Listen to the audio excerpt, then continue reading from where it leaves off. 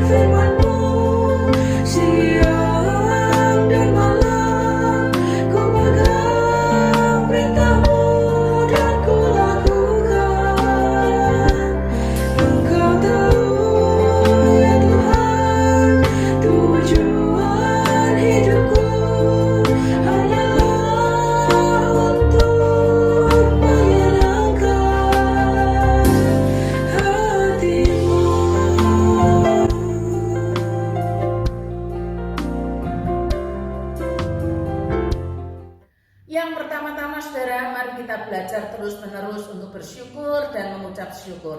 Sebab firman Tuhan mengajarkan kepada kita di dalam 1 Tesalonika 5 ayat 18. 1 Tesalonika 5 ayat 18. Mengucap syukurlah dalam segala hal, sebab itulah yang dikehendaki Allah di dalam Kristus Yesus bagi kamu. Terjemahan lainnya, apapun yang terjadi, hendaklah saudara bersyukur, karena itulah kehendak Allah bagi saudara sebagai milik Kristus Yesus. Mari kita bersama-sama berdoa.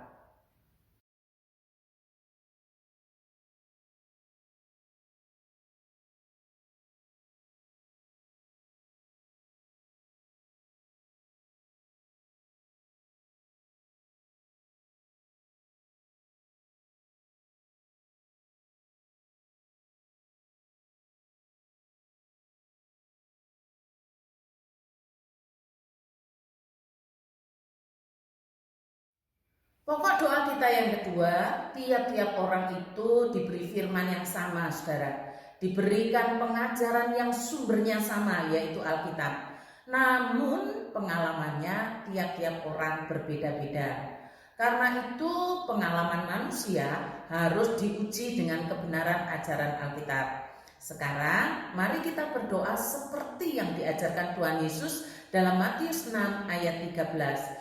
Dan janganlah membawa kami ke dalam pencobaan, tetapi lepaskanlah kami daripada yang jahat, karena Engkaulah yang mempunyai kerajaan dan kuasa dan kemuliaan sampai selama-lamanya. Amin. Cobaan yang datang dari si jahat. Mari kita berdoa.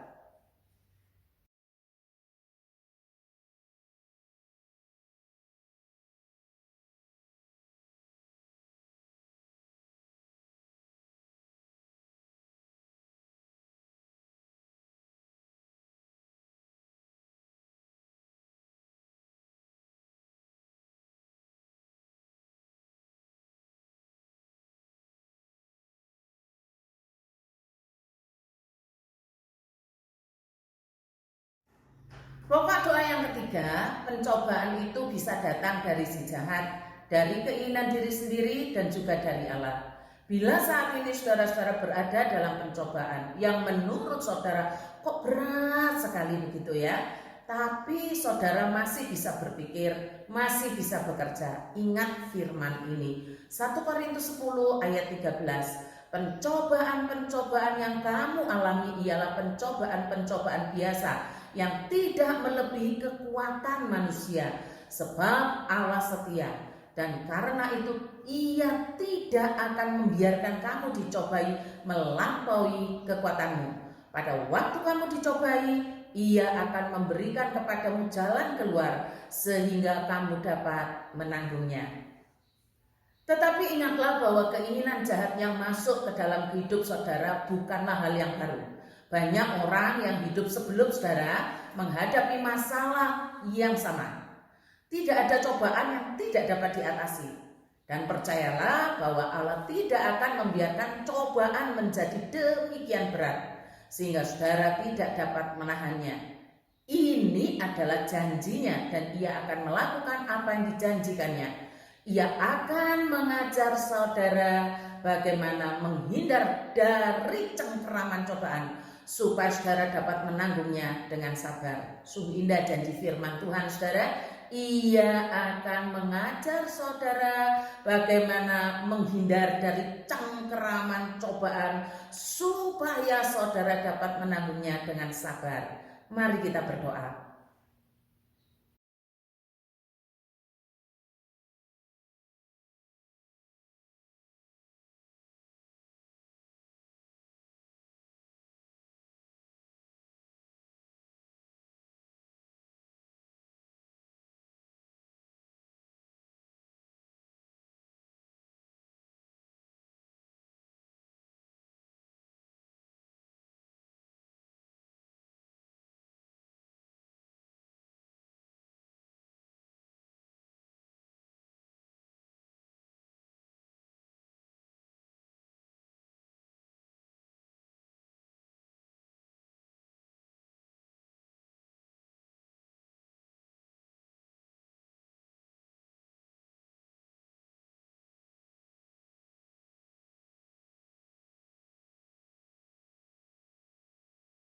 Pokok doa yang keempat saudara, iman Kristen itu unik. Iman Kristen itu tidak berbicara hanya pribadi-pribadi atau perorangan. Iman Kristen itu juga berbicara tentang persekutuan tubuh Kristus atau persekutuan orang-orang kudus atau gereja yang juga pernah mengalami pencobaan dan penderitaan yang berat, tetapi bersemangat untuk mengambil bagian dalam pelayanan kepada orang-orang kudus. Begini kata firman Tuhan dalam 2 Korintus 8 ayat 2-4.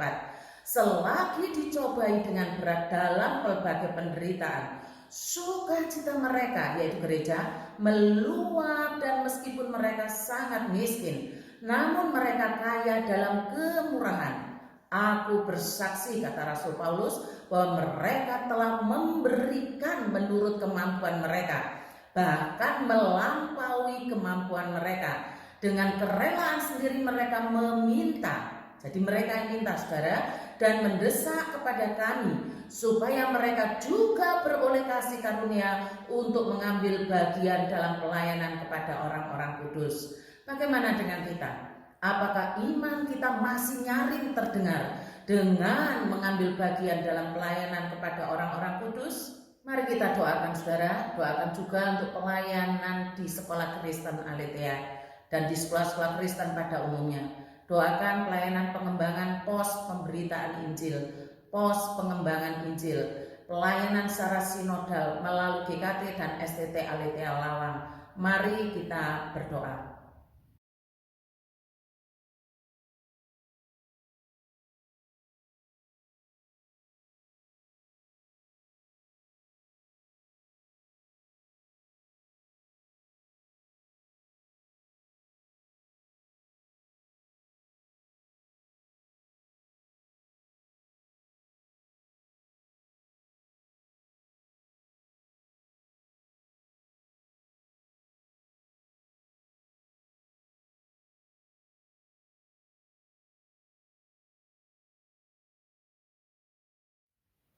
Pokok doa yang kelima saudara, gereja tidak hanya mengajarkan bagaimana jemaat menghadapi pencobaan, bahkan pencobaan yang terberat sekalipun, tetapi gereja juga harus menyiapkan para pemimpin yang berkualifikasi firman seperti yang diterangkan dalam 1 Timotius 3 ayat 8-13. Demikian juga diaken-diaken haruslah orang terhormat. Jangan bercabang lidah, jangan penggemar anggur, jangan serakah, melainkan orang yang memelihara rahasia iman dalam hati nurani yang suci. Mereka juga harus diuji dahulu, baru ditetapkan dalam pelayanan itu setelah ternyata mereka tidak bercacat. Demikian pula istri-istri, hendaklah orang terhormat. Jangan pemfitnah, hendaklah dapat menahan diri dan dapat dipercayai dalam segala hal. Diaken haruslah suami dari satu istri dan mengurus anak-anaknya dan keluarganya dengan baik. Karena mereka yang melayani dengan baik beroleh kedudukan yang baik, sehingga dalam iman kepada Kristus Yesus mereka dapat bersaksi dengan leluasa. Saudara-saudara, munculnya pemimpin yang berkualifikasi firman tidak tiba-tiba atau tidak otomatis ada, tetapi harus diajarkan kepada jemaat, dipersiapkan. Ini tugas gereja, utamanya hamba-hamba Tuhan. Selain diajar, benih bibit calon pemimpin akan melihat secara dekat bagaimana pemimpin gereja saat ini melayani Tuhannya, ya majelisnya, ya hamba Tuhannya, ya guru-guru sekolah minggunya, ya orang tuanya. Semua turut andil dalam membentuk kepemimpinan di masa kini dan masa yang akan datang. Mari kita doakan saudara, hamba-hamba Tuhan agar dapat bersemangat mengajarkan sekaligus memberi contoh langsung bagaimana pemimpin yang menggembalakan. Doakan juga untuk majelis yang menjabat saat ini. Majelis itu sangat-sangat krusial di dalam mengambil keputusan agar benar-benar menjaga dan memelihara organisme gereja dan juga organisasi gereja dengan benar. Mari kita bersama-sama tunduk kepala, kita masuk di dalam doa.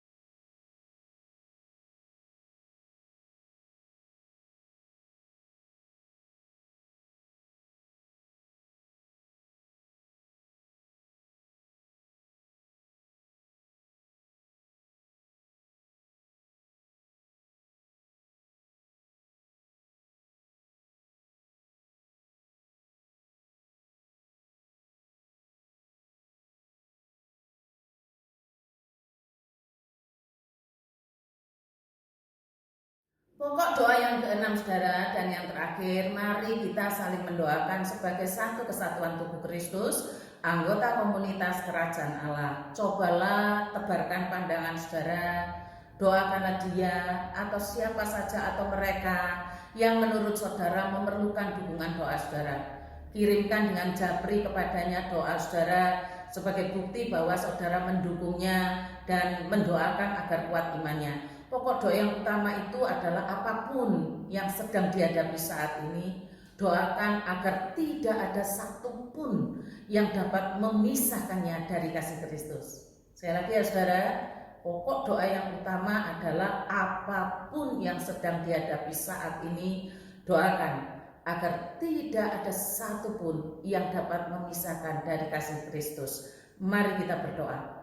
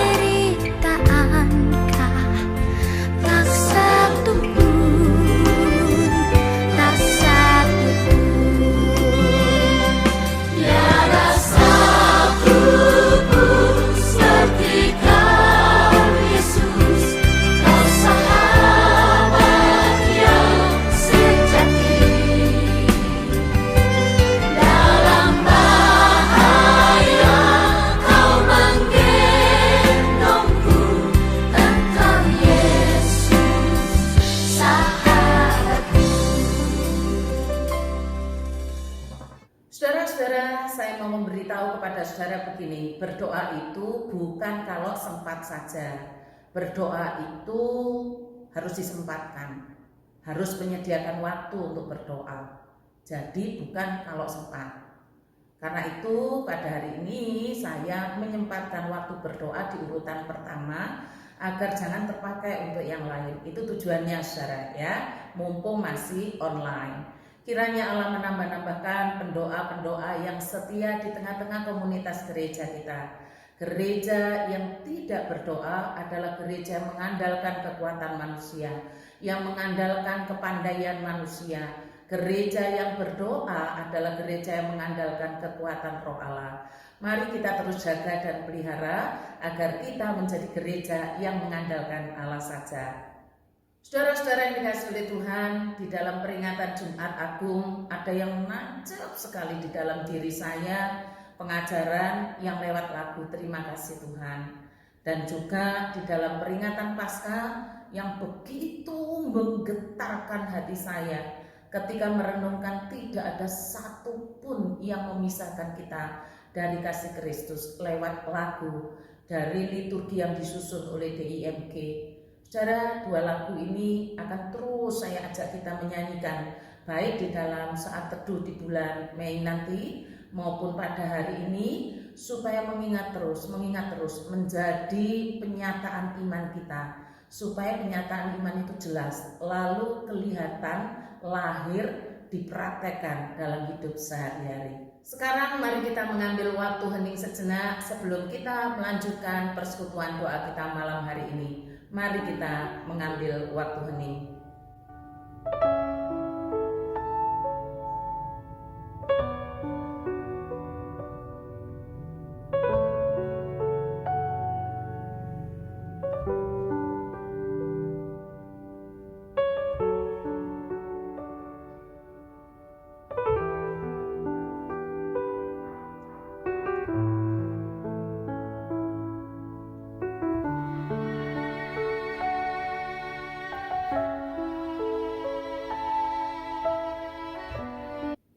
Arahkanlah hatimu kepada Tuhan dan beribadahlah kepadanya dengan sikap penyembahan. Pertolongan kita adalah dalam nama Tuhan yang menjadikan langit dan bumi. Kasih karunia dan damai sejahtera dari Allah Bapa kita dan dari Tuhan Yesus Kristus menyertai saudara-saudara sekalian. Mari saudara-saudara kita naikkan pujian Injil yang beri hidup. Kalau di PPR itu A31, judulnya Firman Memberi Hidup.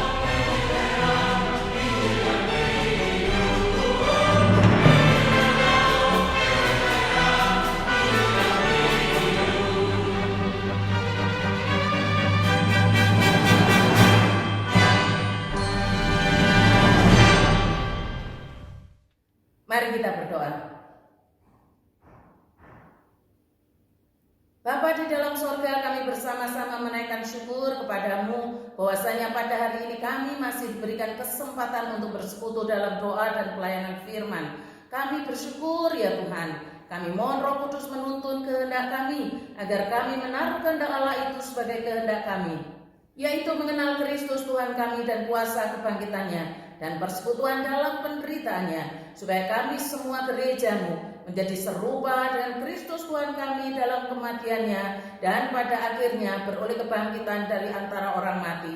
Kiranya Roh Kudus menolong kami dalam proses tiap-tiap hari. Terima kasih Tuhan, ajarlah kami dan tuntunlah kami semua dalam terang firman-Mu. Di dalam nama Tuhan Yesus kami bersyukur dan berdoa. Amin. Sekali lagi mari kita naikkan pujian tak ada satupun yang memisahkan kita dari kasih Kristus.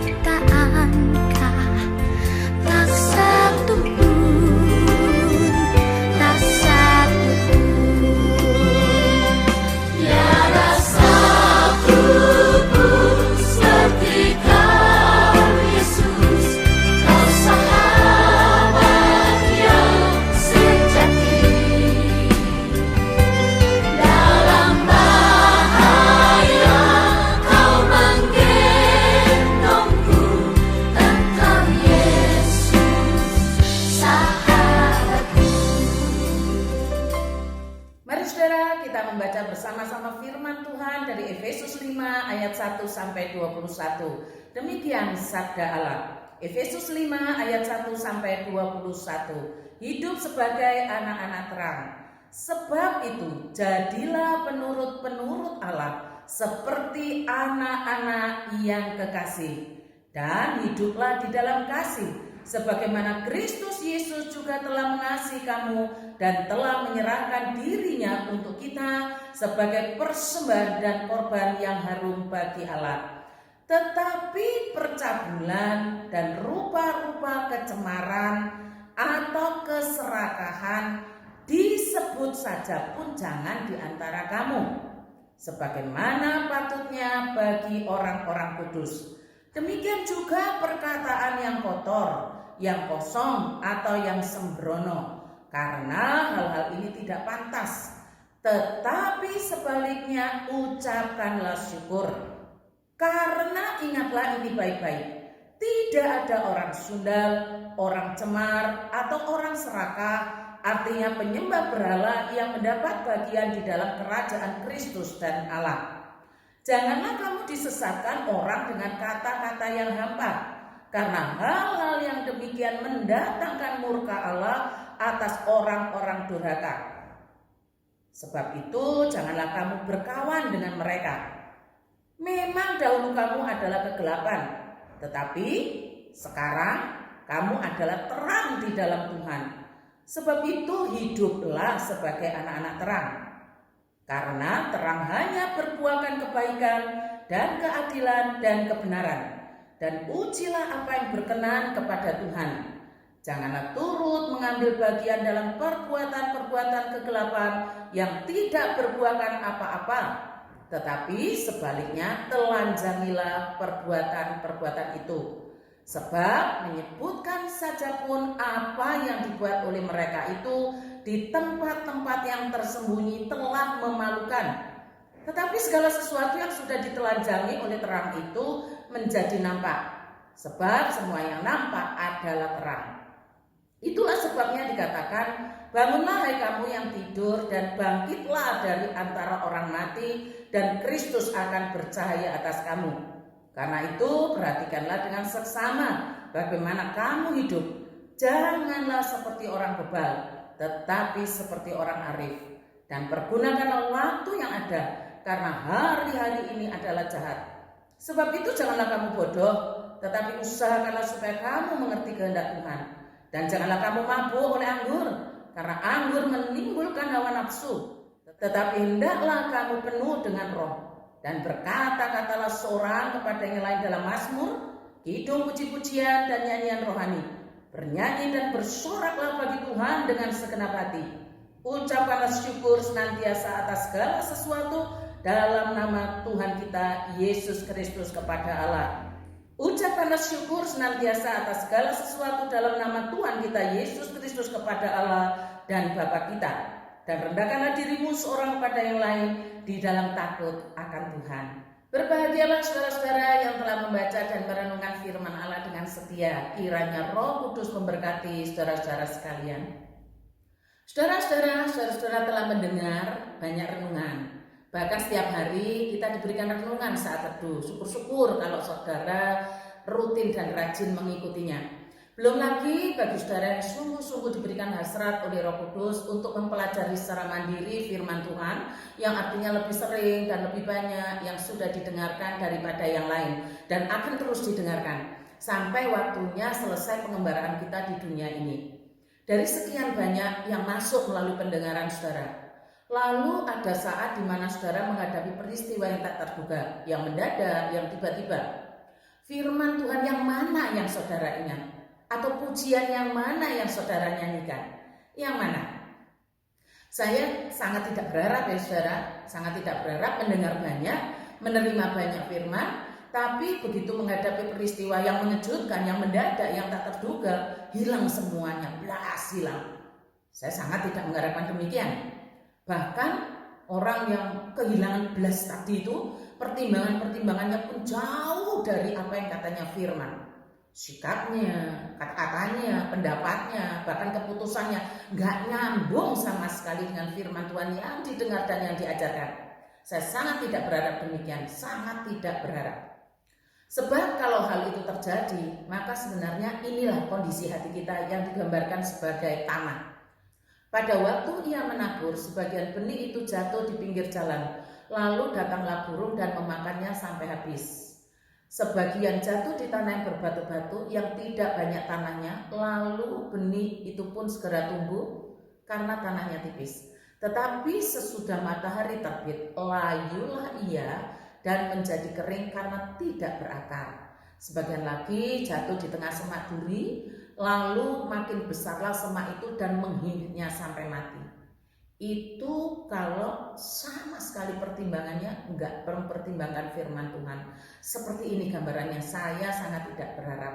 Karena itu mintalah kepada Allah Roh Kudus supaya hati kita ini bagaikan tanah yang subur. Dan itu adalah anugerah, itu adalah kasih karunia. Saya mau menceritakan pengalaman seorang jemaat yang mempunyai masalah tentang giginya. Ceritanya kira-kira begini saudara. Seorang ibu ini sakit gigi, gerahamnya patah. Saya yakin jika saudara pernah mengalami sakit gigi, bisa merasakan sakitnya yang luar biasa itu. Apalagi kalau sakit giginya itu menahun. Terus begitu. Saya yakin saudara bisa merasakan sakitnya itu kayak apa. Saya sendiri mengalami sekali, yaitu retak gigi seri saya saat pingsan di kamar mandi gereja. yaitu di akhir tahun pertama saya melayani di GKT Banyuwangi. Jadi 1 tahun hampir akhir itu saya mengalami pingsan di kamar mandi, lalu rupanya mulut saya ini kena tepi jedingannya kamar mandi. Dulu kamar mandi itu ada baknya dari keramik begitu, rupanya natap di situ dan gigi saya retak. Waktu itu yang saya tahu air itu tergenang dan darah bercampur di lantai kamar mandi karena memang tertutup badan saya di saluran airnya. Entah berapa lama saya tidak ingat. Seingat saya masuk kamar mandi itu sekitar jam 12 malam atau lebih sedikit, dan saya baru sadar ketika jam 4 pagi. Jam 6 paginya hari Minggu saya khotbah hari Minggu. Sorenya ditemani Cik Sotong ke Dr. Indra Bishop. Saya sangat mengingat dan tidak akan melupakan apa yang Cik Sotong sudah lakukan untuk saya sampai hari ini, kebaikan hatinya, yaitu mengantar saya, dan saya tidak pernah berpikir bahwa akan ke Dr. Indra Bishop. Di sana gigi saya yang retak itu ternyata dipotong karena tidak bisa diselamatkan, tapi karena akarnya sangat kuat, akar giginya kuat, maka saya tidak mengalami yang namanya sakit nyilu seperti yang dialami ibu itu. Kecuali waktu dikikir baru saya merasakan. Karena dampak dari kikir itu tadi untuk menghaluskan gigi saya retak. Kembali pada pengalaman ibu di atas, bayangkan sakit gigi yang menyentuh langsung pada akar giginya. Waduh, itu luar biasa, dan saya pernah menjumpai secara langsung orang yang sakit gigi. Seolah-olah dunia itu sakit nimpa kepada dirinya. Gimana gitu loh cara menggambarkan orang yang sakit gigi, saya tidak pandai di dalam menggambarkan itu. Singkat cerita, ibu ini ke puskesmas, ketemu dokter di sana dan segera diambil tindakan. Menurut ibu ini, dokter gigi di poli gigi itu tindakannya sangat kasar banget. Kira-kira kasarnya itu digambarkan obatnya langsung ditekan kuat ke dalam geraham yang patah tadi, lubangnya tadi, di dalam sarafnya yang masih hidup tadi langsung ditutup dengan tambalan. Saudara tahu apa yang dialami, apa yang dilakukan oleh ibu ini?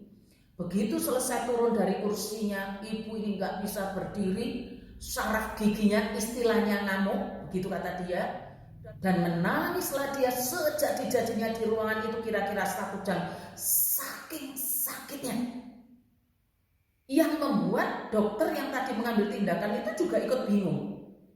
Dan dokter itu segera mengambil cepat air dan juga obat untuk menolong.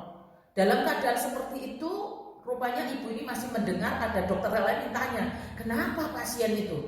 Dan dokter yang mengambil tindakan tadi menjawab, paling kena sarafnya waktu saya tindak. Setelah keadaan sedikit mereda, ibu ini ngomong sama dokternya yang ambil tindakan tadi, Bu dokter, mengapa kok begini? Sebaiknya kan sarafnya ditenangi dulu. Saya ini biasa ke dokter gigi, Bu, tapi kok jadi begini? Dokter itu jawab dengan santai, lah kami tidak punya obat untuk itu. Saudara, saya mikir, kalau saya yang menghadapi itu seperti gimana ya? Jawaban seperti itu kan obat, bukan jawaban seorang dokter. Ini kan sembrono terhadap pasien. Itu analisa singkat saya. Nah, singkat cerita saudara, akhirnya persoalan gigi ini dibawa oleh ibu ini ke klinik Brawijaya. Di sana diperbaiki, tambalan dari dokter puskesmas tadi dibongkar, diobati lagi, dan selesai, sakit giginya tertolong. Ceritanya seperti itu. Dan saya tidak melanjutkan percakapan setelah selesainya gigi yang diperbaiki lagi. Tetapi yang saya mau ajak kita itu merefleksikan iman percaya itu begini saudara. Si ibu ini adalah seorang Kristen yang dalam bahasa Efesus disebut anak-anak terang. Memang dahulu kamu adalah kegelapan, tetapi sekarang kamu adalah terang di dalam Tuhan. Sebab itu hiduplah sebagai anak-anak terang. Karena terang hanya berbuahkan kebaikan dan keadilan dan kebenaran, dan ujilah apa yang berkenan kepada Tuhan. Ini ajaran. Nah, status kita jelas ya saudara, anak-anak terang, hanya berbuahkan terang itu hanya berbuahkan kebaikan dan keadilan dan kebenaran, dan ujilah apa yang berkenan kepada Tuhan. Sekarang mengalami kejadian yang tidak mengenakan, bahkan menyakitkan hati seperti yang dialami ibu itu. Mungkin juga saudara-saudara punya pengalaman yang lebih menegangkan lagi, barangkali saja. Apa yang kita perbuat? Satu sisi kita ini disebut anak-anak terang yang harus berbuahkan kebaikan, keadilan, kebenaran, dan menguji apa yang berkenan kepada Allah. Di sisi lain kita mengalami perlakuan dari orang lain seperti itu. Harapannya kita ditolong, malah tidak menolong. Apa yang kita lakukan? Saya mencoba mengingat-ingat apa yang saya perbuat dalam keadaan seperti itu, dalam keadaan ketika saya menghadapi kejadian yang menegangkan. Apakah sebagai anak-anak terang saya sudah berbuahkan kebaikan, keadilan, kebenaran, dan menguji apa yang berkenan kepada Tuhan? Dimulai saat Enet kena demam berdarah, di rumah sakit Fatima dibawa ke sana. Misalnya masuk kemarin, saya menjaganya hari ini. Rupanya Ican tidak tidur semalaman saat menjaga Enet, karena waktu saya datang pagi itu Ican sudah limbung, sudah dalam keadaan limbung. Artinya dia butuh tidur, tapi tidak bisa tidur karena masih dalam proses penanganan. Nah, di ruang kelas 1 itu hanya ada satu kursi, saudara. Satu kursi untuk menjaga, jadi kalau mau tidur, tidur di kursi. Rupanya Ican tidak tidur di situ. Sementara yang saya tahu begitu saya datang, Enet itu nangis gak berhenti-berhenti, sampai suaranya itu serak cenderung habis. Saya nggak tega, begitu datang hati saya ini sudah gimana, berkecamuk luar biasa, nangis berontak. Tapi oleh dua suster itu dipaksa pasang alat di jari kakinya, dan saya tanya, ini sudah berapa lama? Sudah lama kok nggak berhasil, dan ada selang-selang begitu. Hati saya makin nggak karu-karuan. Saya bilang, sus, tak gendong aja anak ini. Oh, nangis kayak gini kok sih dipaksa-paksa. Lalu suster bilang, nggak apa-apa. Saya bilang, nggak apa-apa gimana? Anaknya sampai biru gini nangisnya. Lalu rupanya suster bilang, iya bu, silakan digendong. Lalu saya gendong. Masih nangis, tapi tidak setegang tadi. Masih nangis dan tidak berhasil masang alat di kakinya, yang di jempolnya itu mau dijepit alat untuk apa begitu, saya tidak paham. Saudara, tidak berapa lama kemudian ada dokter, entah dokter jaga, entah siapa yang masuk. Lalu saya dibilang gini, bu, tidak apa-apa ya, dibawa ke ICU. Saya bilang, loh kok papa dan tidak apa-apa, berarti ada sesuatu. Saya cuma mengangguk karena hati saya konsentrasinya ada pada Enet yang nangis sampai kayak gitu nangisnya begitu loh saudara. Lalu hari pagi itu juga tidak sampai lama, mungkin ya seperempat jam atau 20 menit itu langsung dibawa ke ICU. Saya ngikuti, masih nangis, tapi sudah tidak setegang sebelumnya. Lalu ada suster yang di ICU itu bilang, bu, tidurkan. Saya mengatakan, anak ini nangis, pasti nanti lebih nangisnya. Tidak apa-apa, begitu saudara. Ya, saya harus belajar percaya dengan tenaga kesehatan di sana. Masa tidak percaya? Saya tidurkan. Saudara, Enet ini nangis tambah jadi, dipaksa-paksa alat itu, dipaksa selalu nangis.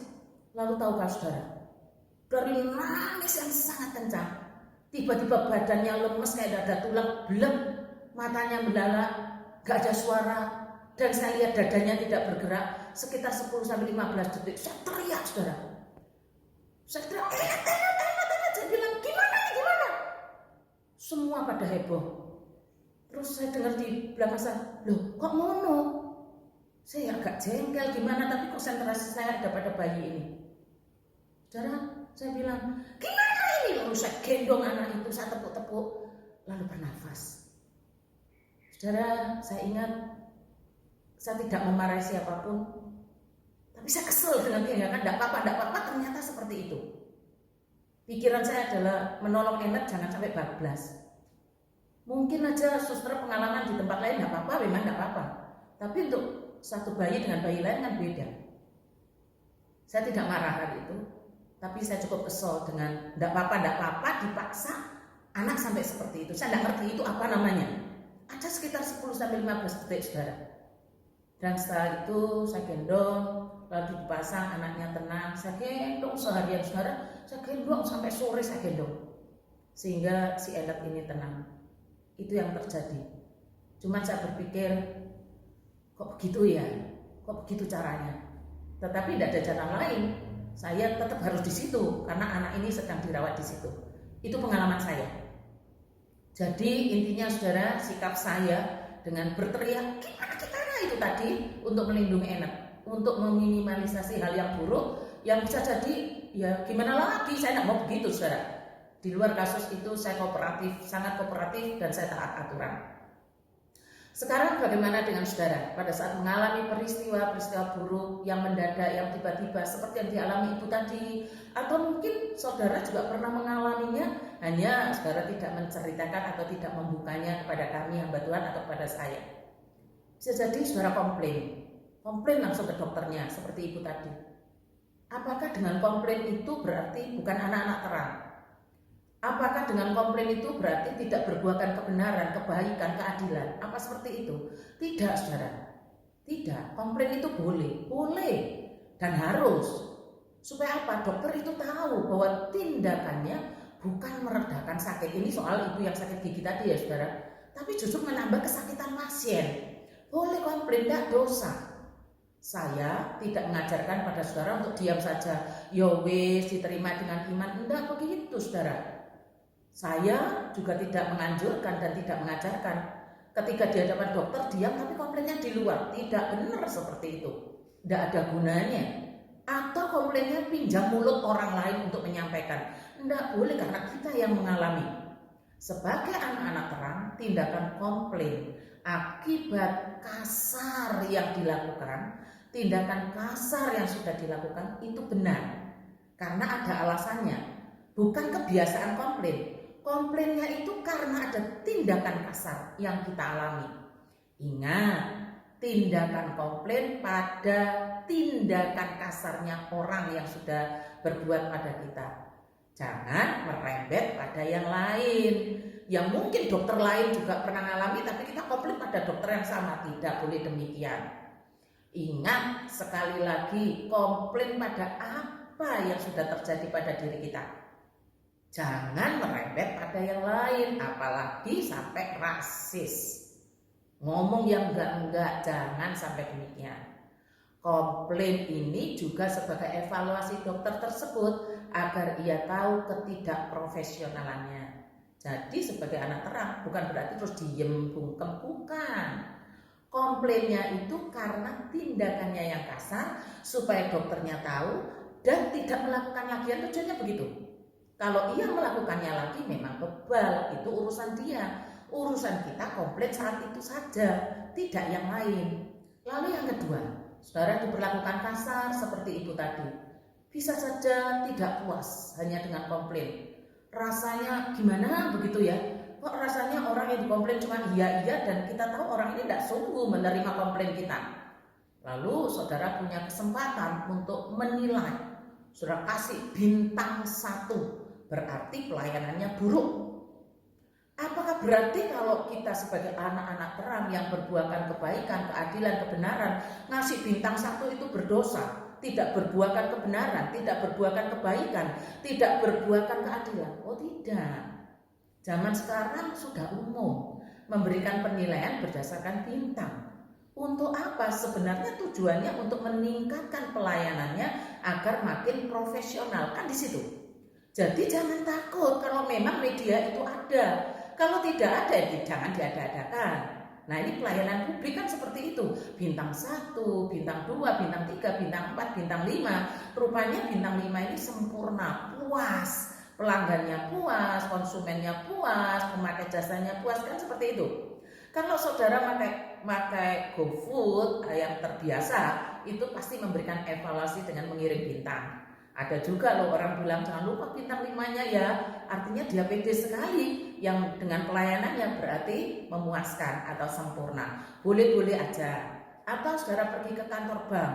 Perhatikan mereka dilatih sedemikian. Apalagi kalau ke customer service ya saudara. Saudara akan diberikan kartu KIU atau apakah yang disuruh memasukkan dari kotak 1 sampai kotak 5. dan dipeseni jangan lupa ya dimasukkan di kotak 5. Boleh aja, itu kan semacam evaluasi yang merupakan usaha terus-menerus bagi yang memberikan jasa atau seperti tempat servis, tempat makan, supaya mengetahui bagaimana respon konsumen. Tidak apa-apa memberikan evaluasi seperti itu, bahkan ada reviewnya secara umum. Apakah berarti kita jahat kalau memberikan bintang 1 atas perlakuan yang kasar? Enggak, saudara, setimpal, seimbang. Loh, berarti balas dendam? Tidak, ini kan dalam konteks evaluasi, tidak membunuh dia, tapi evaluasi. Yang perlu diingat adalah jangan sampai ternyata kita itu kebiasaan menilai buruk. Jadi apapun dilakukan orang bintang 1, baik bintang 1, cukup bintang 1, buruk ya bintang 1. Kenapa? Karena sukanya di bintang 1 aja lah. Ini yang tidak baik, itu yang tidak boleh. Berarti bukan anak-anak terang, bukan menilai apa yang sudah kita alami, tapi karena kebiasaan kita di bintang 1. Padahal sudah ada peningkatan, ada perbaikan. Tidak boleh demikian. Hanya soal bergereja saja yang tidak memakai evaluasi bintang. Oh, kalau pendeta Hartinas bintang 1, kalau pendeta ini bintang 2, atau tanpa bintang. Tidak demikian. Sebab gereja tidak didasarkan pada selera manusia. Gereja harus didasarkan pada kebenaran Kristus dan firman-Nya. Bukan berarti tidak ada evaluasi, bukan saudara, ada dievaluasi. Kapan-kapan saya ingin membahas evaluasinya hamba Tuhan kepada jemaat supaya tahu. Tetapi gereja tidak boleh dievaluasi berdasarkan selera. Nah ini, gereja harus dievaluasi apakah sesuai dengan kebenaran Kristus. Itu maksudnya. Jadi dalam praktek hidup sebagai anak-anak terang itu saudara, tidak luput ada persoalan.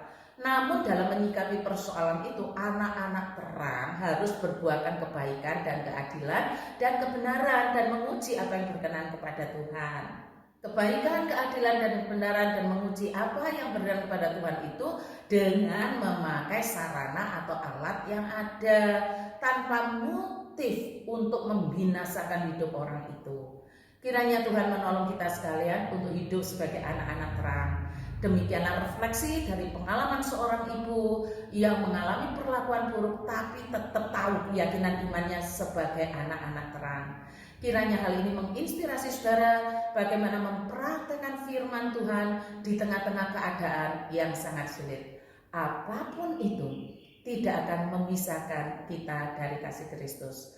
Apapun itu kita belajar mengucap syukur, kita berterima kasih kepada Allah. Terima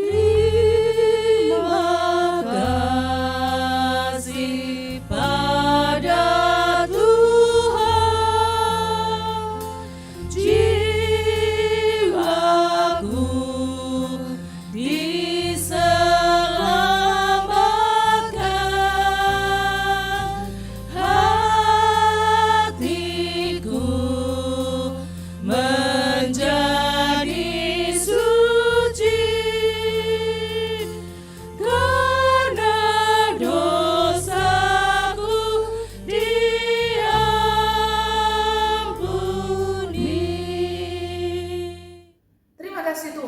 persekutuan hari ini. Mohon Roh Kudus memberkati kami sebagai anak-anak terang, agar selalu berbuahkan kebaikan dan keadilan dan kebenaran, dan memuji apa yang berkenan kepada Tuhan. Di dalam nama Tuhan Yesus kami berdoa. Amin.